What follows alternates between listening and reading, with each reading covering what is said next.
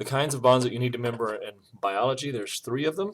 They're not that hard to understand, or at least they're not that hard to remember. Covalent. These might be strange new words for you, but the basic ideas are relatively simple. In covalent bonds, you have 2 atoms, let's see. So let's imagine we have a single hydrogen atom that for some reason has broken free from whatever else it was bonded with. And it encounters another hydrogen atom under the right circumstances. If the right energy is available, these 2 will then come together to form a single molecule, and they do that by sharing the electron. So these 2 dots that you see right here represent a hydrogen molecule sharing electrons. Water is also a covalent bond. The hydrogens here are sharing electrons with oxygen, and the oxygen is sharing its electrons with hydrogen. So those are 2 very important examples of hydrogen bonds that are important in one way or another for life. Ionic bonds are a little bit different. In this case, one of the atoms has such a strong attraction to the electrons that it completely strips 1 or more electrons from another atom. So now, instead of sharing, this becomes a positively charged ion. And it can be positively charged or negatively charged. And in this case, with sodium chloride is simple table salt that we use all the time. And when you dissolve table salt in water, what happens is, in solid crystals of salt, you get these sodiums and chlorides bonded to each other. And when you dissolve that salt in water, they actually go back to this state and they separate from one another. And what you have in your water, or in your watery solution, is actually chloride ions, which of course are negative, and sodium chlorides. Because they lost an electron, they still have the same number of protons, so now those are positively charged ions. All right, and when the water dissolves, that allows these ions to actually get back together again. And you see that when salt crystals are forming, if you've ever done that experiment where you take salt water and leave it out for a while, or put it in the refrigerator and let the water evaporate, you will in fact get crystals back again of the sodium chloride that you started with. Okay. Then lastly, hydrogen bonds, technically they're not really bonds because there's no electron sharing or stealing of electrons. These are sometimes called, these are weak interactions between molecules,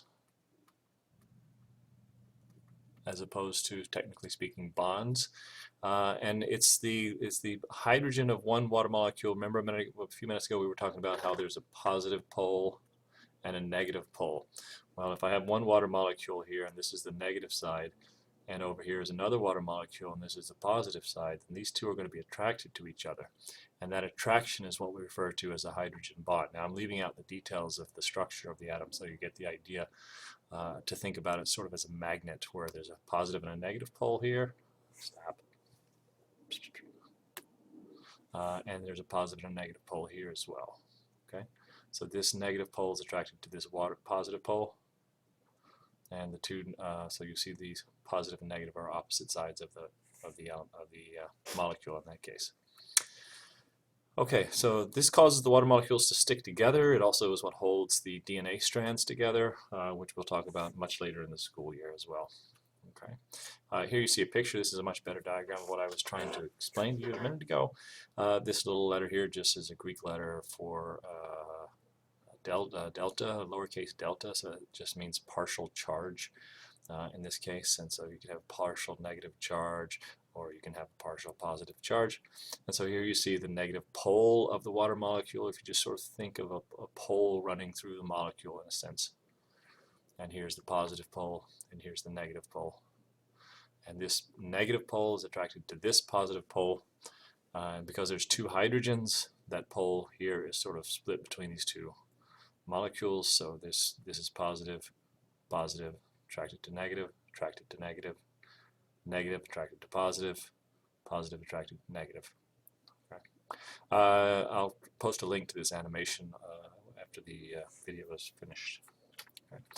So water itself, what's so important about water? We are essentially water bags. 60 to 70% of your body, depending on your fat content and other things. Muscle holds more water than fat does, so if you have a lot of muscle on your body, you'll have a higher percentage of water than someone who has a lot of fat on their body. Water, one of the extraordinary things about water is it can be in a solid, liquid, or gas at ordinary Earth temperatures. It's found in all 3 states all around the Earth, and it's extremely abundant as well.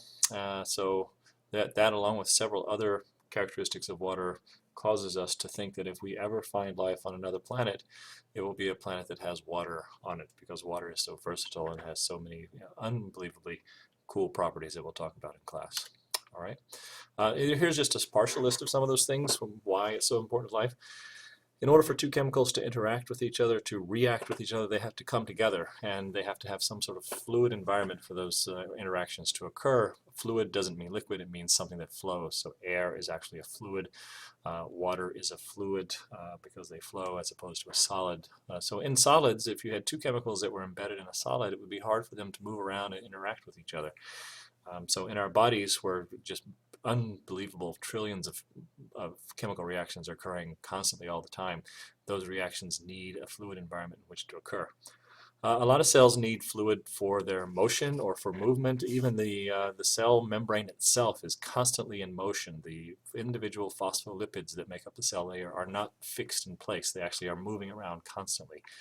So they need water in which to do that. Transport materials can't really move around if they're in a solid, so they need to be able to transport things around within a fluid environment, or liquid environment, in this case water. Water is an incredibly good moderator of temperature, regulator of temperature, so the Earth itself takes advantage, in a sense, of water's ability to affect temperature, or to moderate temperature, and water is also used for the temperature regulation of the body. We think mostly about, when we think of that, we think mostly about sweat. But in fact, the very fact that your body is 70% water, and all that water in your body actually has a tendency to it keeps its temperature quite well. If you were made out of some other type of liquid that changed temperature very quickly, it would be very hard for your body to maintain a constant body temperature. So water is very good at that. Okay, and that's the end of the show. We will continue to work with this topic in class. Like I said, we have a lab that talks about water, and we'll also, the next video will go into detail about some of the chemicals that make up the human body, such as proteins and carbohydrates and lipids and DNA. All right, thank you very much.